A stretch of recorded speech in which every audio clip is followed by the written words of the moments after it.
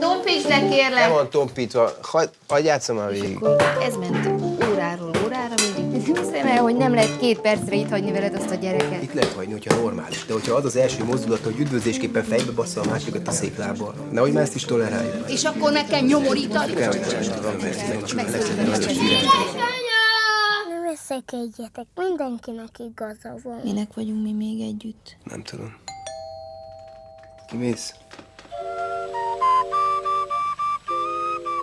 Én nem azt mondtam, hogy 10 évig nem teszem be ebbe az országba a lábam, hanem pont azt mondtam, hogy 1 év múlva visszajövünk. Nem ezt mondtad. Azt mondtad, hogy 10 évig nem teszed be az országba a lábadat. 100% tisztán emlékszem.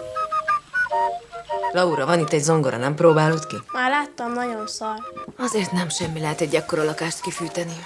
Az meg mennyi bőr. Azt is édesapától kapták. Szanaszét kirándulgatják magukat. Azért ez luxus. Meddig fogunk itt maradni?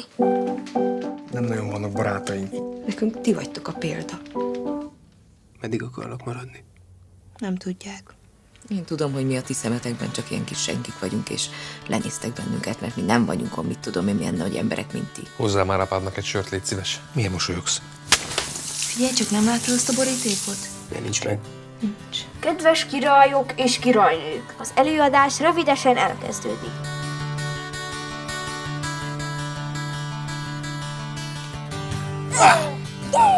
Jön egy ilyen kis 20 éves apakomplexusos kis virgács, és kész. Na, ugye, hogy megnőtt Laura. Farkasnak most csak ennyi kell. Nem azért mondom tényleg, mert mi szívesen látunk, Miért nem csak mondtátok, hogy a terhetekre vagyunk? mondom, hogy nem azért mondtam, csak kell nekünk ilyen színvonalatlan helyzetekben részt venni. Mert a nővérem. Bruno, mit csináltál? Képmutató kis sümigeci. Te hülye vagy? Nagyon megszídott édesapa? Bruno! Nagyon rossz érzésem van.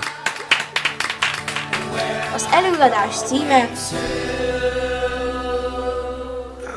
Meddig fognak ezek itt maradni?